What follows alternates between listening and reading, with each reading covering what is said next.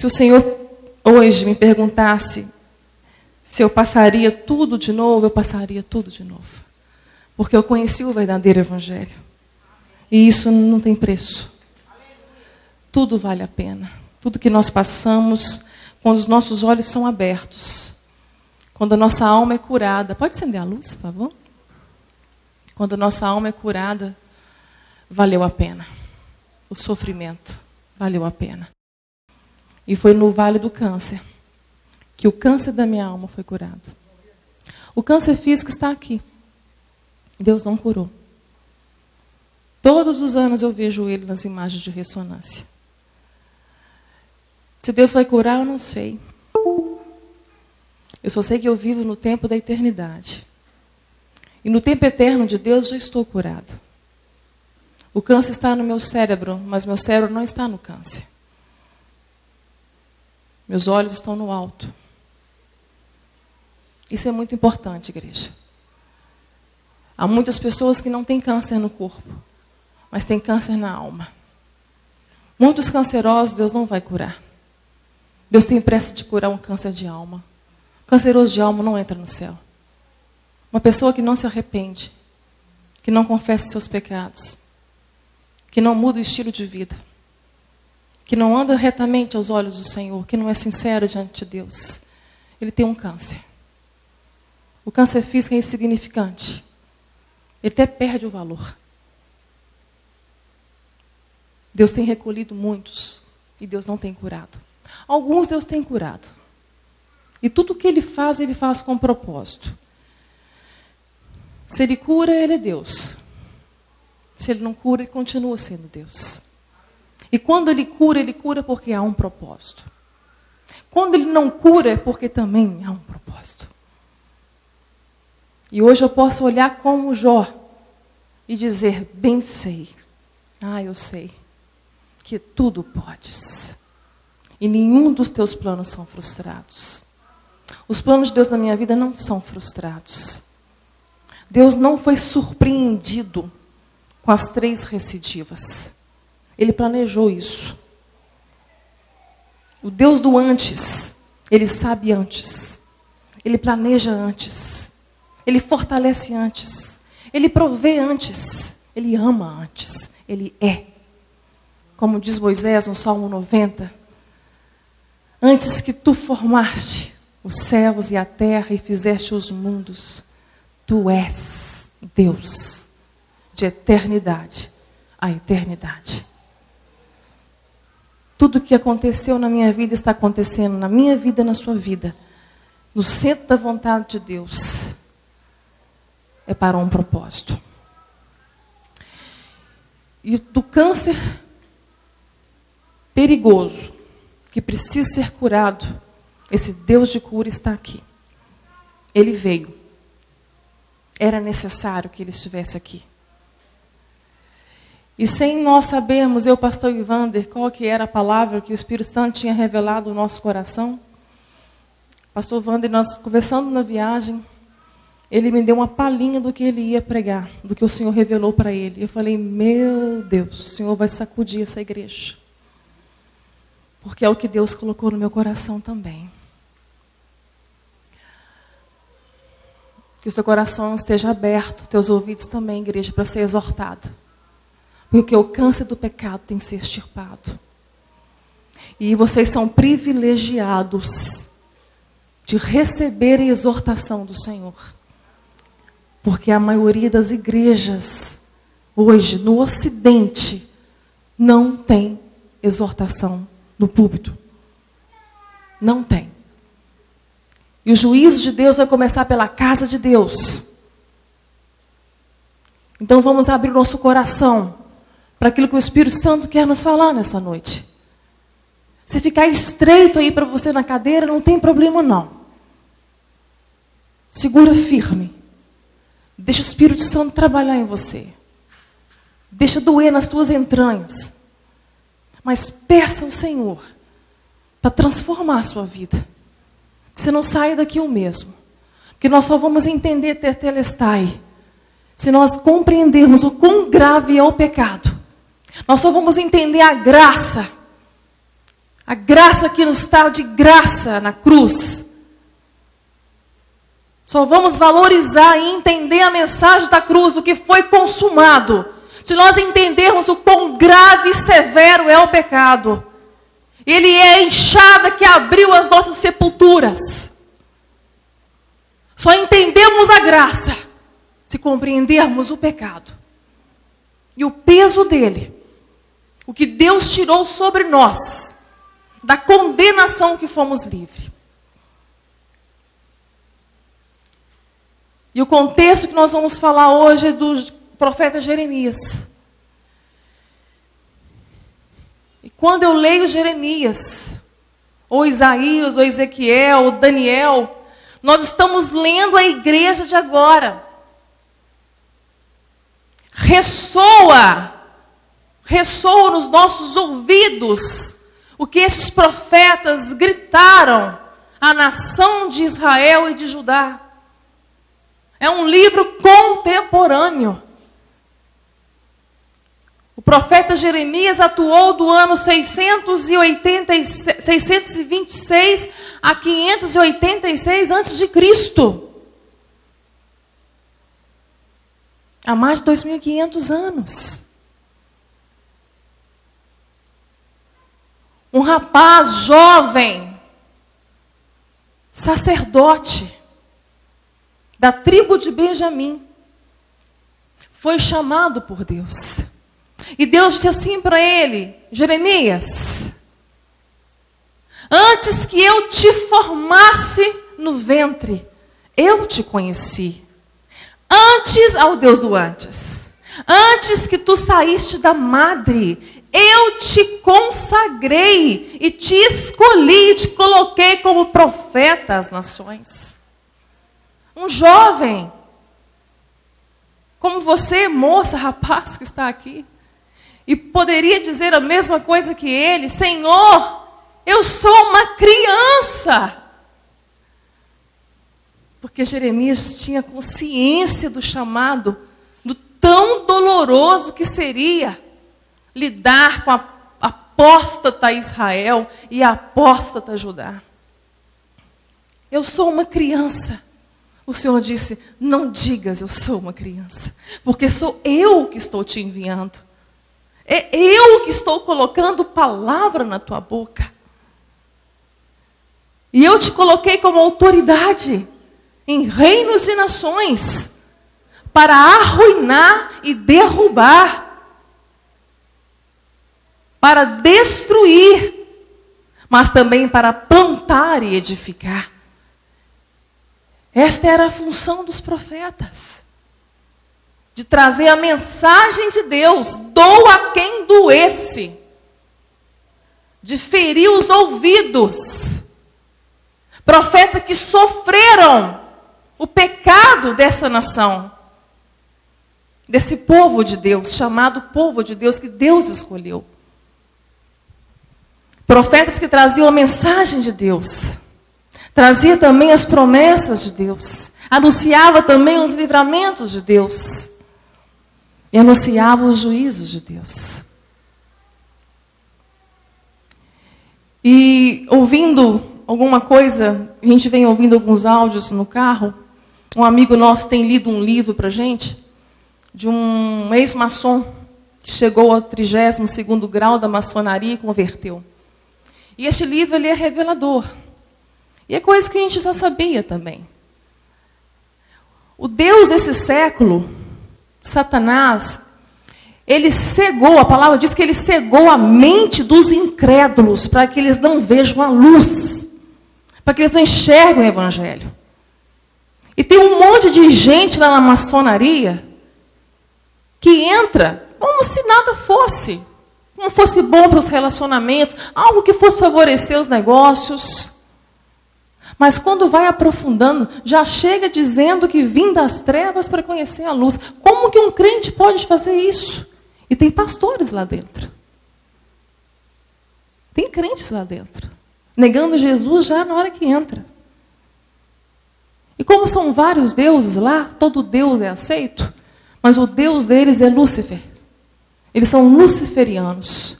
E sabe o que eles falam? Sabe o que eles ensinam?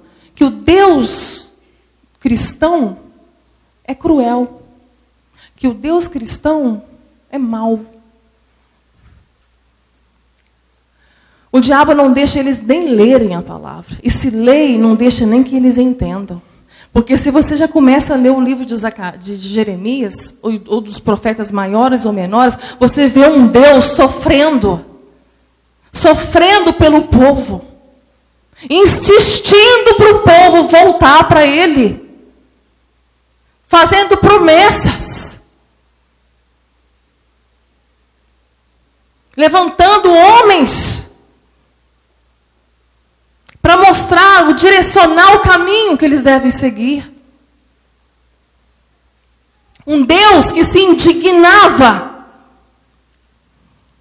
com os órfãos sendo maltratados, com as viúvas sendo desamparadas, com os necessitados cada vez mais pobres, passando por fome.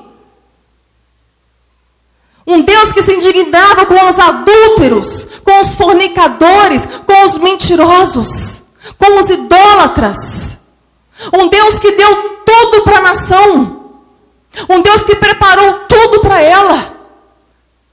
Se colocou como marido, como esposo dela. E ele diz para Israel: você me traiu. Teu marido é Baal. Tu não viraste só o rosto para mim, mas viraste as costas. Um Deus que sofre por não buscarmos. Um Deus que sofre por não relacionarmos com Ele. Um Deus de bênçãos. Um Deus de misericórdia. Um Deus de amor. Eu entendo os incrédulos não entenderem isso. Dá até para compreender, porque a palavra fala que é o diabo que cega a mente deles. Mas os crentes, esse povo era crente. Assim como hoje, a igreja que tem adulterado, tem traído Deus, tem virado as costas para Deus e seguido a Baal, o Deus de sacrifícios, o Deus de barganhas, tem servido ao amor, um Deus que supre todas as necessidades.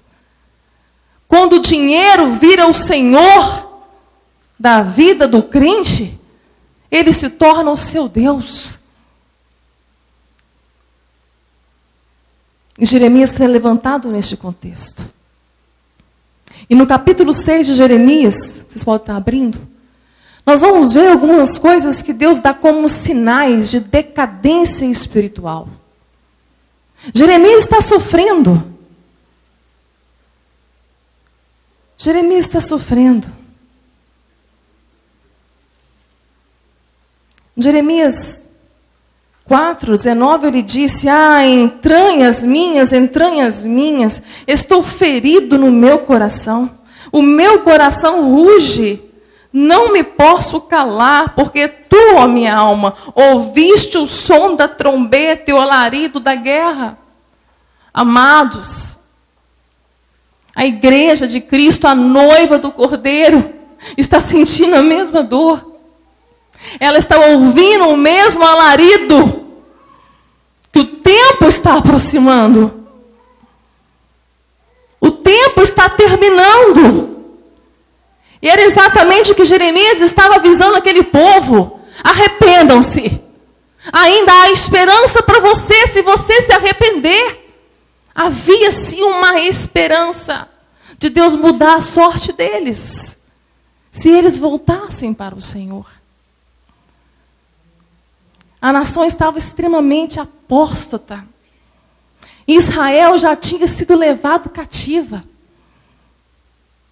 quase um século antes. E a irmã dela, Judá, não entendeu o que estava para acontecer com ela.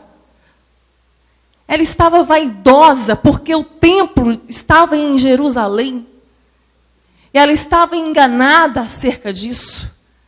Ela achava que por ter o templo em Jerusalém, o cativeiro não alcançaria eles. Não haveria disciplina para eles. Mas Deus brada aqui em Jeremias: como eu não vou tratar com esse povo? Como eu vou suportar ver minhas criancinhas sofrendo? Ver os idosos sofrendo? Ver as viúvas, os órfãos?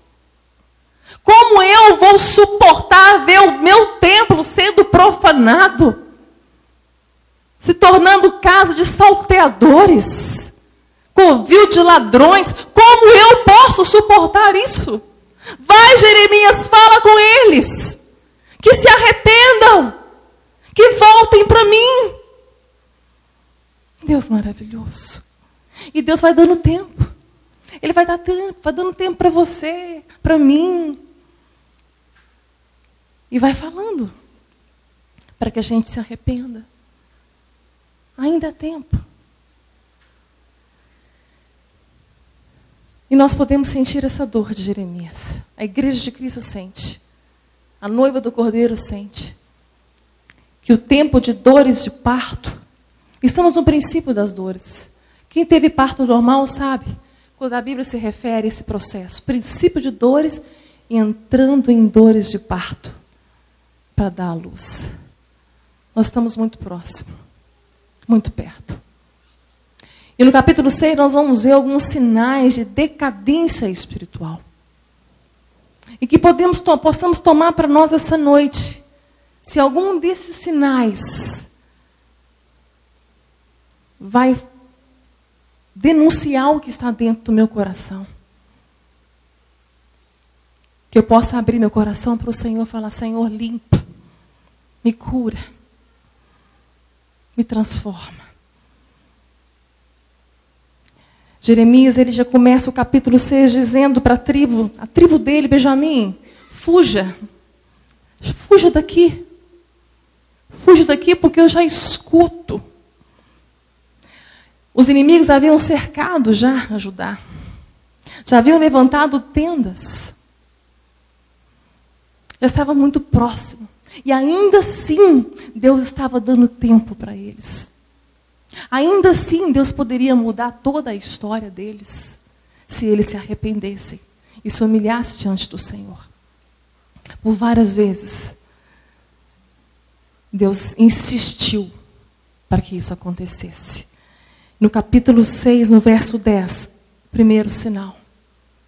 A quem falarei e testemunharei para que ouça?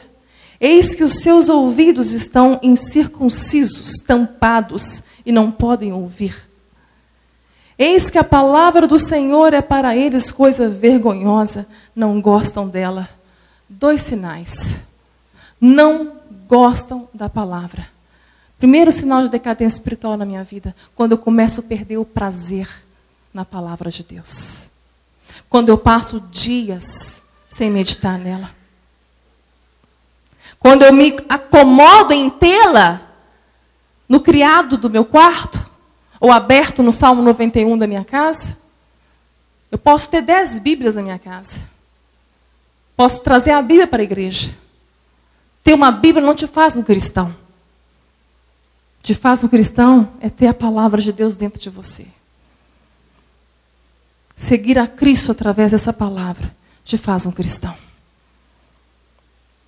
Vir no templo não te faz um cristão. Cumprir uma agenda de culto não te faz um cristão. Precisamos conhecer a Deus através da palavra. Somente a palavra. Somente a Escritura. A palavra de Deus, ela é viva e eficaz. Ela é viva, porque Jesus é a palavra. João viu na ilha de Patmos a palavra salpicada de sangue.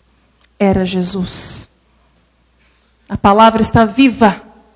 Ah, mas eu não consigo ler, eu não consigo entendê-la, não tem problema. Ela é viva. Ela é um tesouro escondido. Comece a ler. Peça ao Espírito Santo que leia com você. Sabe por que o diabo, um dos motivos que ele nos odeia também? Ele conhece toda a palavra, mas não é revelada para ele. O Espírito Santo nos revela. Ele nos revela a palavra. A palavra é revelada. Peça ao Espírito Santo que leia com você. Assim como tudo que nós vamos fazer que é bom para nós, a gente acha ruim. Toda vez que precisamos criar hábitos bons, é difícil. A nossa carne resiste para qualquer coisa. Dormir mais cedo, mudar a alimentação, fazer exercício físico, tomar muita água. Tudo que vai requerer de nós mudança de hábito, a nossa carne vai resistir. Agora imagina ler a palavra de Deus. Incluir ela na sua rotina. Claro que sua carne vai resistir. Vai entrar mundo espiritual aí, meu amigo. Vai ter batalha espiritual para você. Vai te dar sono na hora que você começar a ler. Mas insista. Repreenda. Insista. E leia. Crie o hábito de ler. De conhecer a Deus pela palavra. A palavra ela é viva e eficaz. É mais penetrante do que qualquer espada de 2 fios. Que penetra até a divisão da alma e espírito. Junta e medula. E é apta para discernir os teus pensamentos e intenções do teu coração. E não há criatura alguma que fique encoberta diante dela. Antes, todas as coisas, amados, todas as coisas estão nuas e patentes diante daquele em que devemos temer e dar conta. Essa é a palavra. Se eu não estou lendo, se eu não tenho mais prazer nela, se eu não quero mais conhecer Deus por ela, este é um sinal de decadência espiritual. Os ouvidos estão tampados. Quando você não busca mais a direção de Deus para os seus assuntos. Quando não importa mais para você saber o que Deus pensa a respeito disso. Quando você toma decisões na sua vida sem esperar o tempo. Sem orar. Sem aguardar no Senhor. Sem buscar na palavra o que Ele pensa sobre isso. Não, mas eu vou pegar atalhos. Eu vou buscar respostas, talvez em falsos profetas. Olha, é à la carte, tem muito, tá? Você não precisa nem procurar. Essa semana recebi uma mensagem no WhatsApp que me deixou meio assim... talvez vocês me ajudem a entender isso. A pessoa disse assim para mim, irmã, eu tenho ouvido as suas pregações e vai mesmo nessa tua força, pregue mesmo o evangelho verdadeiro, Deus vai te honrar. E foi falando assim, oh, glória a Deus, mais uma que despertou, né? Mais uma que acordou. Aí, bem no finalzinho da conversa, ela fala assim, irmã, e eu conheço uma mulher cheia de unção. Oh, tem mistério aí, ela escreveu. Tem mistério aí. É para você ligar para ela. Liga para ela que é uma mulher de Deus. Eu falei, meu Deus. Para que é isso? Isso é perigoso, irmãos. Estão com os ouvidos tampados porque não possam ouvir, mas vai ouvir o profeta. E Deus está gritando. Deus gritava para esse povo aqui, ó, usando homens de Deus para exortar. Porque quando nós estamos com os ouvidos tampados, sabe o que está acontecendo com o nosso coração? Está cheio de ídolos. Como diz Calvino, nosso coração é uma fábrica de ídolos. O que é um ídolo no coração, queridos? Qualquer coisa tem potencial para ser um ídolo. A partir do momento que ele substitui Deus. Um filho, um cônjuge, o emprego, a faculdade, o dinheiro, os teus sonhos, teu corpo, seu ministério. Tudo que você encontrou esperança, tudo que está te trazendo felicidade, ali está a tua alegria, o teu tempo gasto, que não seja Deus, é um ídolo. E nós falamos na última vez sobre isso. O que acontece quando o coração tem ídolo? Quem vai ao encontro desse coração? Falsos profetas. E Deus permite. Quer ver? Lá em Acabe e o rei Josias. Acabe chamou Josias para reconquistar uma terra que era deles, que a Síria tomou. Josias, rei de Judá, falou: não, eu vou te ajudar. Mas você já consultou o Senhor para saber se é para irmos? Olha aí, um coração de um homem que queria ouvir a voz de Deus. Já perguntou ao Senhor, Acabe, se é para irmos? Acabe, não, mas vamos fazer isso. Chamou 400 profetas que ele tinha. Os 400 profetas profetizaram a mesma coisa. Pode ir, rei. Deus dará vitória e dará essa cidade na tua mão. Pode ir. Josias achou aquilo estranho, porque quantidade não quer dizer que é verdade. Volume não quer dizer que Deus está. Josias, guiado pelo Espírito Santo, falou assim: não tem mais ninguém, não? Sobrou nem mais um profeta, não? Acabe respondeu para ele assim: até tem um, mas esse só profetiza coisa que eu não quero ouvir. Ele falou isso. Eu acho que está lá em 2 Reis, se eu não me engano, isso. O 1 Reis, não me lembro. Depois eu pego o endereço. Tem. Mas ele só diz coisa ruim. É só exortação. Micaías. Josias, chama ele. Aí quem foi chamar?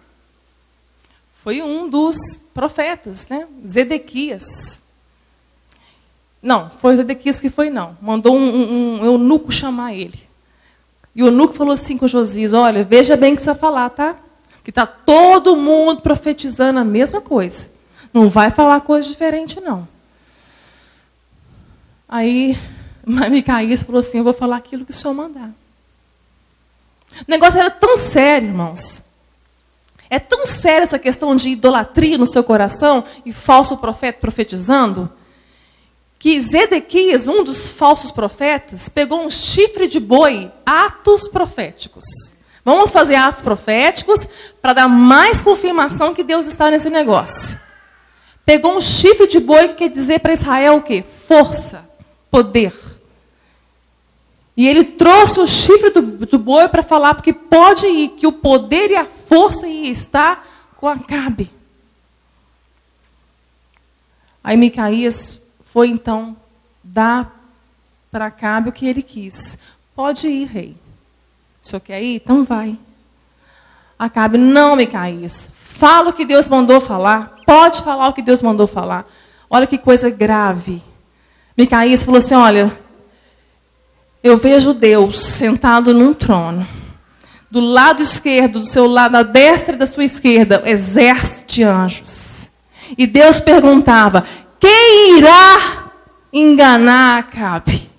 E um espírito enganador chega diante de Deus e diz: eu vou. E Deus disse: vai. Pode ir. Porque ele rejeita a minha voz. Ele não ama a minha vontade.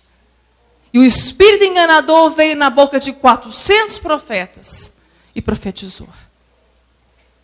Deus entrega às paixões infames. Deus entrega aos seus ídolos quando você o rejeita. Oséias 5. Meu povo é destruído porque faltou-lhe conhecimento, faltou-me conhecer. Porque me rejeitaram, eu também os rejeitarei. Mas até Deus fazer isso, Deus é longânimo. Pega a história para ler, vai ler a Bíblia. Vai ler sistematicamente, vai conhecer seu Deus. Vai conhecer quem é Deus. O quanto Ele é longânimo, o quanto Ele é paciente conosco. Acabe não acreditou, Acabe morreu na guerra. A palavra de Deus se cumpriu. Decadência espiritual, quando eu não busco mais ouvir a voz do Senhor. Decadência espiritual, quando eu não tenho mais prazer na palavra do Senhor. Outro sinal de decadência espiritual. Capítulo 6, verso 6. Porque assim diz o Senhor dos Exércitos: cortai árvores e levantai tranqueiras contra Jerusalém, ó cidade de falsidade, só opressão há no meio dela. Em algumas traduções vai estar ó cidade de falsidade. Quem tem NVI aí?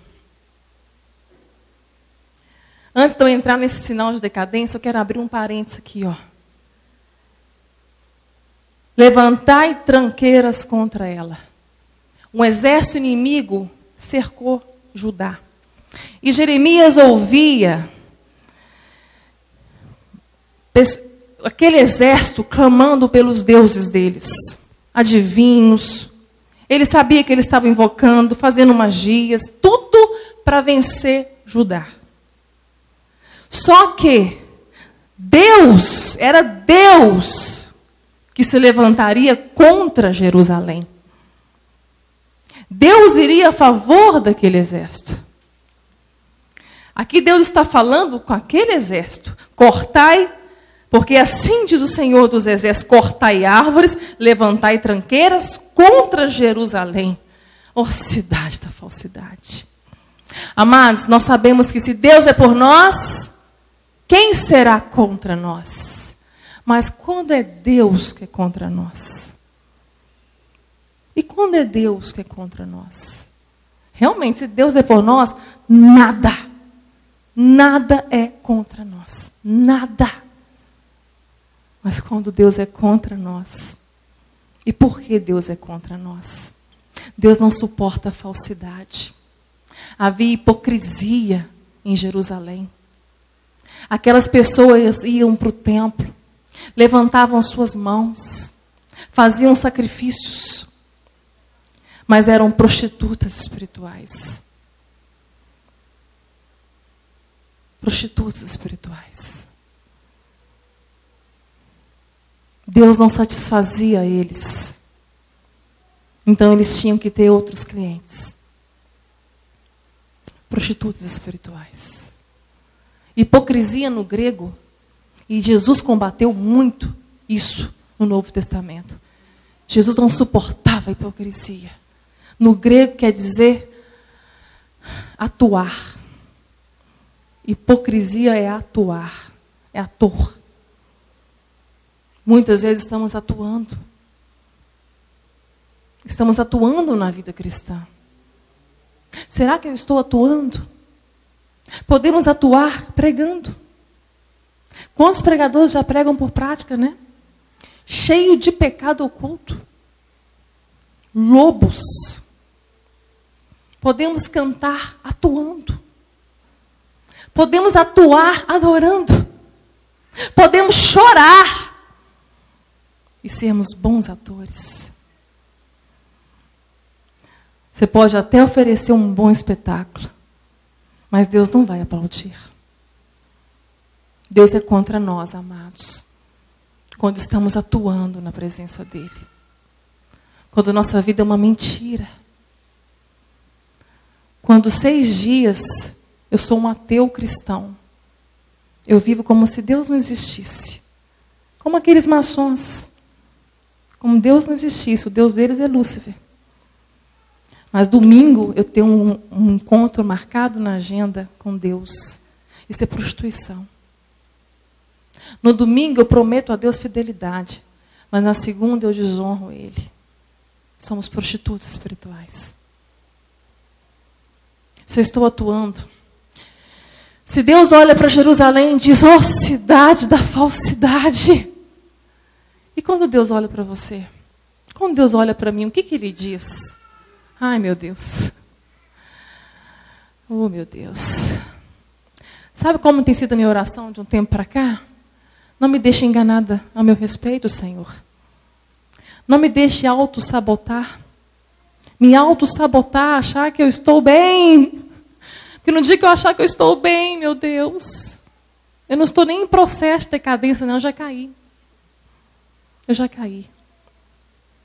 Eu tenho visto homens e mulheres que foram grandes pregadores, cantores de Deus, década passada. Hoje estão no palco, atuando. Nós sabemos que estão atuando. Só que muitas vezes eles não sabem. Eles estão acreditando na mentira da vida cristã que estão levando. Porque Judá falava com Deus, falava com Jeremias: Jeremias, nós não pecamos. Judá tinha coragem de falar isso. Nós não estamos pecando. Até crianças eles queimavam em sacrifício para os deuses que tinha contaminado aquela terra. E eles estão lá em cima, achando que estão bem.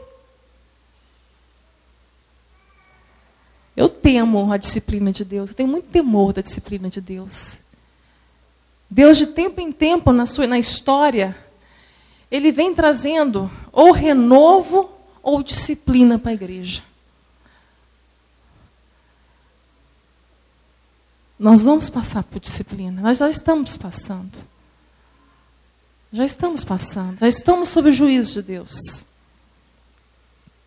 Já estamos. Não podemos atuar mais, amados. Não podemos acreditar nessa mentira que está tudo bem. Se na minha casa eu não amo minha esposa. Se eu não a amo como Cristo amou. Deu a vida por ela. Não a rejeitou. Jesus nunca desistiu da sua igreja. Assim é o marido amando a esposa. Eu estou atuando na minha vida cristã como esposa se eu não sou submissa ao meu esposo. Se eu não entreguei a Deus o controle, minha vontade de controlar o meu marido. Porque se eu não sou submissa ao meu esposo em amor por Deus, amor por Deus. Porque submissão não é algo que o homem requer da esposa, não. Nós oferecemos ao marido, porque primeiro nós somos submissas a Deus. Se nós submetemos a Deus, nós vamos obedecer a sua palavra. E a palavra dele nos ordena a submissão. É um mistério. A submissão é algo maravilhoso. Se teu marido gosta que você manda em casa, ensina para ele que o papel é dele. Muitas vezes, mulher, você pegou um papel que não é seu porque não tem ninguém para tomar esse lugar na tua casa. Devolve para o esposo. Isso não é o nosso papel. Nosso papel é auxiliar. E submissão não é omissão. Não é ser omissa diante dos erros do marido. A última palavra é dele. Mas ele precisa ouvir, marido, você precisa ouvir sua esposa. Deus deu a ela característica que não deu a você. A característica de edificar a casa com sabedoria e te auxiliar é ela. Deus deu ao marido características, mulher, que não deu a você, que é de liderar, que é de prover e de proteger. Devolve para ele. Se os teus filhos estão vivendo nessa inversão de papéis dentro de casa, provavelmente eles não vão te honrar. Aí cai num outro pecado, da desonra. Filhos que não honram os pais, estão atuando na igreja também. Estão atuando na vida cristã também. Ó, cidade da falsidade. Amados, nossa família está sendo destruída. A família é a espinha dorsal de tudo. Socorremos a família. Volta para a sua família. Cuida do seu casamento. Peça perdão, perdoa. Desentulhe os poços. Tira o lixo do coração. Tanta amargura. Ressentimento. Está consumado. Você pode perdoar. Ele te perdoou. Foi consumado. Quem somos nós para não perdoarmos? Se Ele perdoou. Então nós não entendemos o que foi feito na cruz. Perdoar não é uma opção, não é um sentimento que eu vou esperar sentir. Não, é decisão, é agora. Tem que ser rápido. Isso implica a tua vida eterna. Se você não perdoa, teu pai não te perdoa. Deus não te perdoa. Numa comunhão com Ele. Como que você vai ouvir a voz de Deus? Como você vai seguir o teu caminho, seguir os passos, ser orientado pelo Espírito Santo, se você não perdoa? E quanta gente está nas igrejas, multidão, com o coração entulhado, com ódio, com ira, com amargura, e acha que estão ouvindo a voz de Deus. Não, estou ouvindo a voz do bode que está lá na frente, do lobo que está ensinando eles a sacrificarem, em troca de bênçãos. Uma multidão indo para o inferno dentro da igreja. Vamos parar de atuar, igreja. Vamos tirar as máscaras. Porque o Deus, com os olhos com chama de fogo, está aqui. E ele olha para aquelas 7 igrejas da Ásia e diz: eu conheço. Eu conheço. Eu conheço. Eu conheço. Eu conheço. Ele disse 7 vezes isso: eu conheço. Amados, ele conhece a nossa tribulação. Ele conhece a dor que estamos sentindo. Ele conhece tudo que se passa conosco. Ele sabe o quão difícil foi sofrer aquele dano. O quão difícil foi ouvir aquela palavra que marcou a sua vida inteira. O quão difícil foi aquele abuso que aconteceu há tantos anos. Ele conhece. Ele conhece. Mas ele consumou. Está consumado. A sua vitória. Você pode vencer. Tire a máscara. Não atue mais. Ele quer transformar a nossa vida. Ele quer nos dar uma caminhada verdadeira com Ele. Como eu disse, não é chegar em Sião, o céu é o plus. É chegar nele. O propósito da nossa caminhada aqui na terra é chegar nele. É ter a imagem dele em nós. Este é o padrão do Evangelho. Esse padrão não vai baixar. E tudo coopera, tudo, para este fim. Tudo coopera para este fim. Que você tenha a imagem de Cristo. Então, tudo que passou, tudo que está acontecendo, tudo que vai acontecer, é para cooperar, para que você chegue à imagem de Cristo, para que o mundo veja Cristo na sua vida. Como diz Hebreus 12:15, segui a paz com todos e a santificação, porque sem ela ninguém verá a Deus. Não é santificação para que eu veja a Deus, é santificação para que o outro veja a Deus na minha vida. Então tudo vai cooperar. E logo em seguida, o autor de Hebreus continua: e cuidado, para que ninguém se prive da graça de Deus, como quando brotar uma raiz de amargura no seu coração e você não perdoar.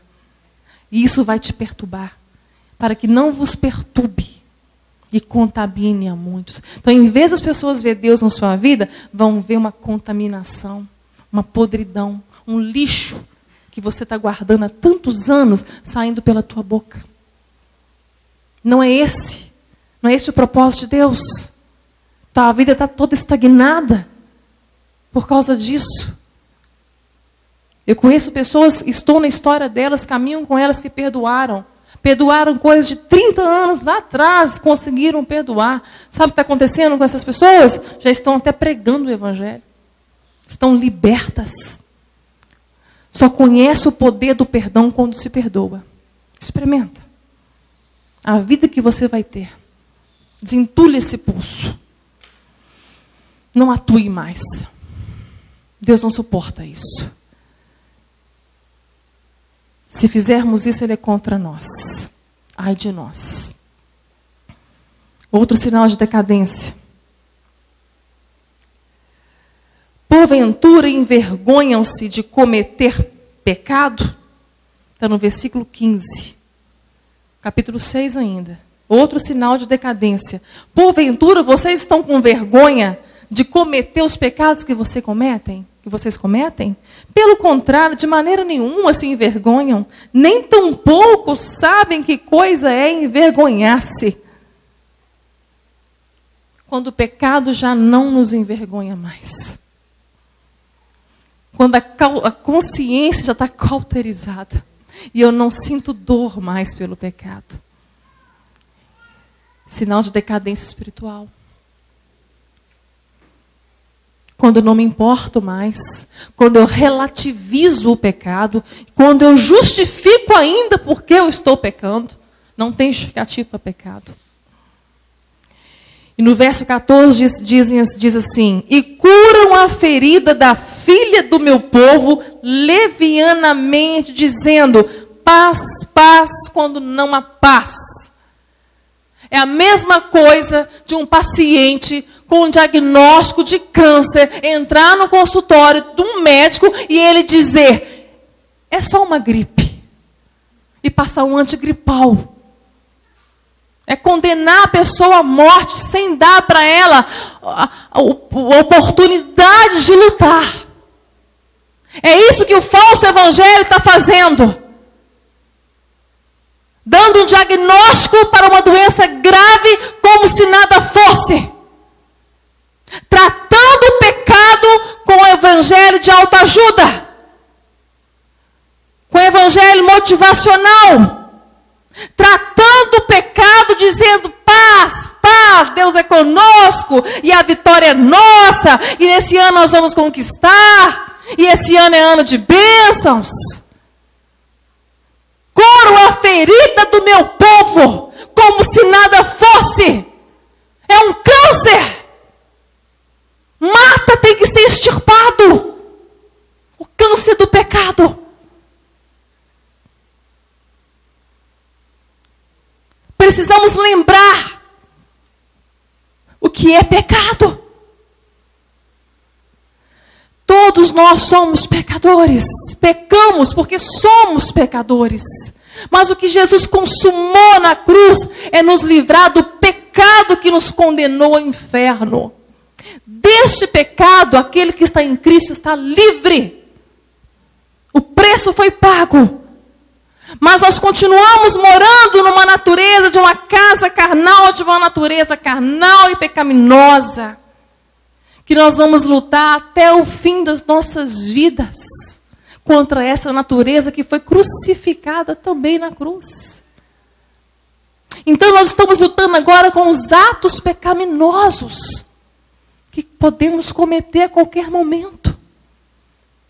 E isso não pode virar um hábito. O nascido de novo, ele não aceita o pecado. Ele peca, ele arrepende, ele dói. Ele sofre porque o Espírito Santo entristeceu.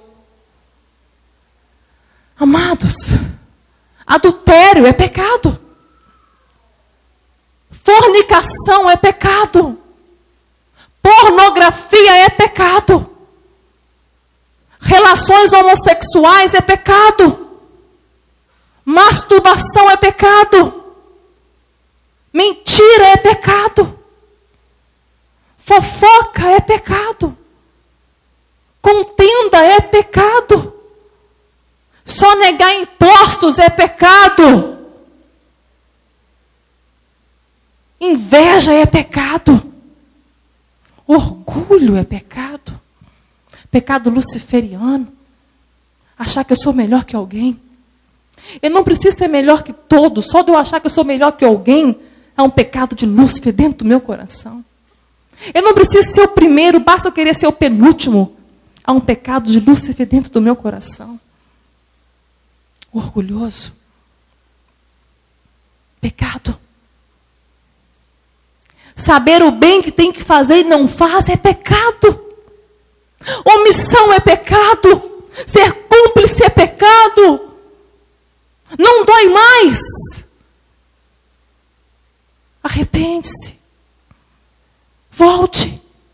Veja onde caiu. Lembra. E arrependa. Deus perdoa. Ele nos ama. Salmo 84. Olha o que diz.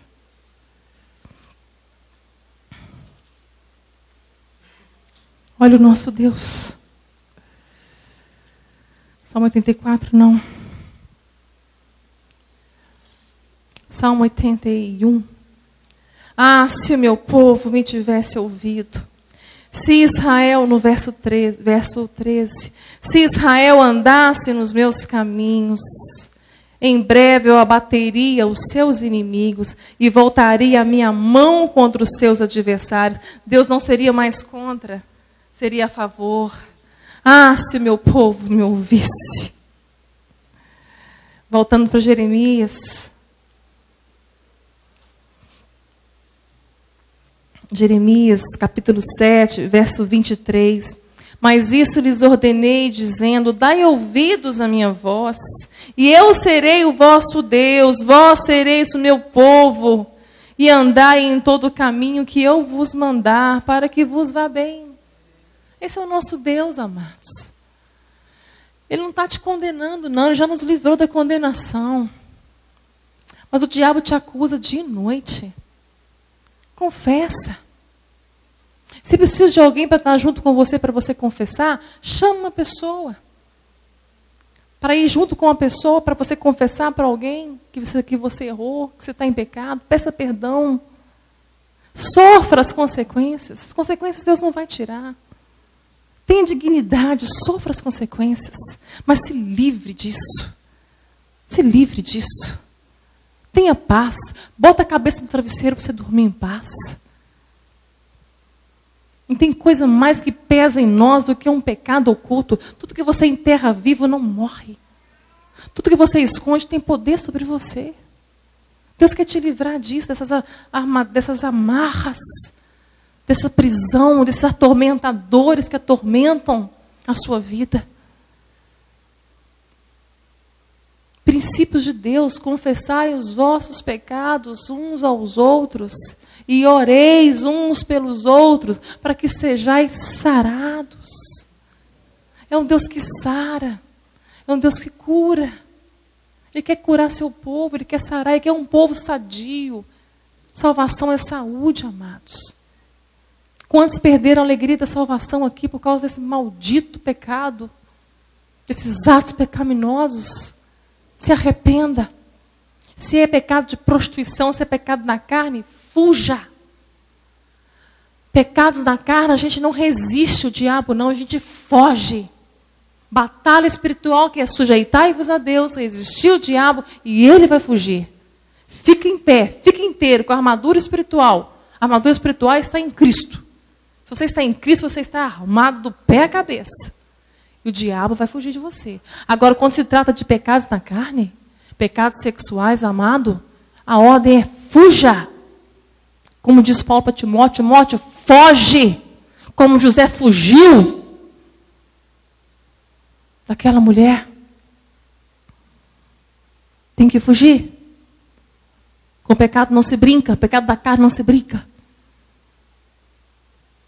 Você quer ter uma vida inteira com Deus? Quer ter relacionamento com Deus? Então foge.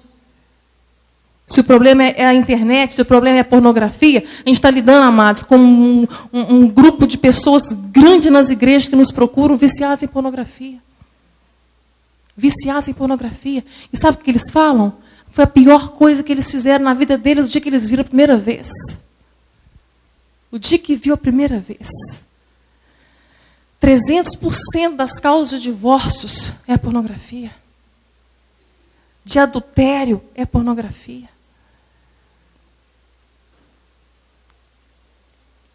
Bloqueie seu iPhone, seu celular, bloqueie. Foge. Eu ouço pessoas que se jogam no chão para não se tocarem, rola diante de Deus, chora para não se masturbarem. Por causa do vício, maldito vício. O diabo tem aprisionado muitos dentro das igrejas, porque a mensagem não é pregada, o evangelho não é pregado, não se combate o pecado. Se torna a graça barata demais. Decadência espiritual. Outro sinal de decadência espiritual, para a gente estar encerrando. Capítulo 6, verso 17. Também pus atalaias sobre vós, dizendo, estai atentos à voz da buzina, mas dizem, não escutaremos. Deus levanta homens, mulheres, nessa hora, para pregar o evangelho.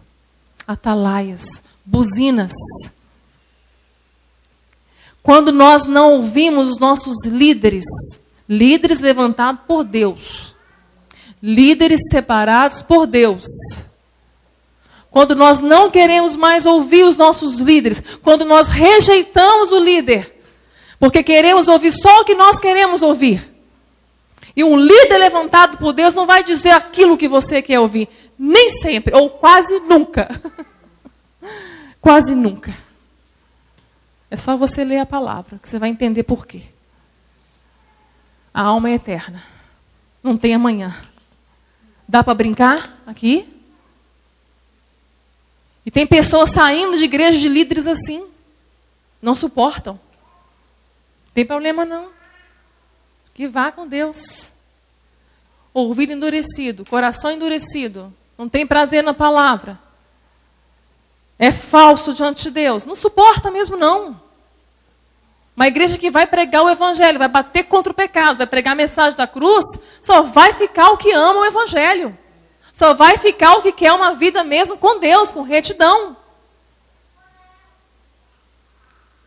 E Deus vai trazer estes que estão lá fora, desigrejados, procurando, pedindo socorro, porque não encontram mais um lugar que pregue a mensagem da cruz.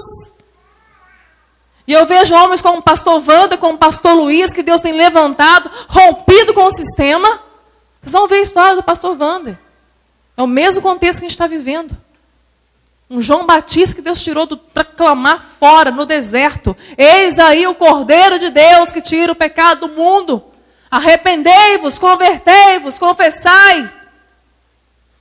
Essa é a mensagem que Deus coloca agora na boca dos profetas dele. Homens e mulheres que não têm pregado isso são bodes, são lobos, que estão tirando não só a lã, estão tirando o couro da ovelha. Coisa terrível. Ouça o líder que Deus colocou. E se ele errar, chama a atenção dele. Eles vão ficar tão fiados, pastor, tão fiados com o evangelho, que ai de você. É esse mesmo. Nós temos um grupo virtual lá no Vale de Barca. Se eu der um deslize lá no inbox, só já na minha cabeça. Eles me vigiam. Isso é bom. Isso é bom. Sinal que Deus nos curou do orgulho, que o orgulhoso não quer ouvir crítica. O orgulhoso não pode ser criticado. Ele é muito bom. Autossabotagem. Pecado de Lúcifer. Sabe quem criou o diabo? Foi Lúcifer. Por causa do orgulho. De querer ser igual a Deus. Ele estava tão perto de Deus, tão perto. Geograficamente. Muita gente acha que estando na igreja está perto de Deus. Se engana. Que possamos voltar. Verso 16. Assim diz o Senhor: ponde-vos nos caminhos e vede, e perguntai pelas veredas antigas, qual é o bom caminho? E andai por ele, e achareis descanso para a vossa alma. Mas eles dizem: não andaremos. Ponde-vos nos caminhos e vede, e perguntai pelas veredas antigas, qual é o bom caminho? O caminho é Jesus. E encontrareis descanso para as vossas almas. Jesus diz isso lá em Mateus 11, no verso 28. Olha que coisa maravilhosa. O profeta Jeremias disse isso. E agora Jesus vai e fala: vinde a mim, todos vós que estáis cansados. Eu vos conheço. Eu conheço você. E sobrecarregados. Tomai sobre vós o meu jugo e aprendei de mim, que sou manso e humilde de coração. E encontrareis o quê? Descanso para as vossas almas. Porque o meu fardo é leve e o meu jugo é suave. Tetelestai ficava no cárcere daquele que estava preso. Ficava um papel escrito. Ali estavam escritos os débitos, os crimes, os pecados cometidos, os erros, as falhas, os crimes, os débitos daquele preso. Quando aquele preso cumpria a sua sentença, era escrito, era carimbado naquele papel no cárcere, tetelestai. Jesus não tinha débito nenhum, não havia culpa nele, ele não tinha feito nenhum crime, e ele foi à cruz para pagar pelo meu crime, pelo seu crime, pelos meus erros, pelos meus pecados, pelos seus pecados. E quando estava próximo, quando estava terminado, ele disse, tetelestai. Está consumado, consumado está. Está cumprido, cumprido está. Está terminado, terminado está. Agora não mais, Deus não nos quer para um relacionamento, para ter bênçãos. Porque já somos abençoados. Nós não vamos mais fazer coisas para ter coisas de Deus, porque Deus já nos deu na cruz. Nós vamos fazer, nós vamos agradar a Deus, nós vamos buscar obedecer, e nós vamos continuar pecando. Nós nunca seremos santos plenamente aqui, mas quando o Pai nos vê, Ele vê o seu Filho, Ele vê o sangue de Jesus e uma voz que ressoa, tetelestai. Pai, eu paguei, Pai. Eles não conseguem ser fiéis como deveriam ser, Pai. Eles não conseguem obedecer como deveriam obedecer, Pai. Mas eu obedeci. Eu fui fiel até a morte por eles, Pai. Está terminado. Está terminado. Isso é graça. Maravilhosa graça. Fecha os teus olhos.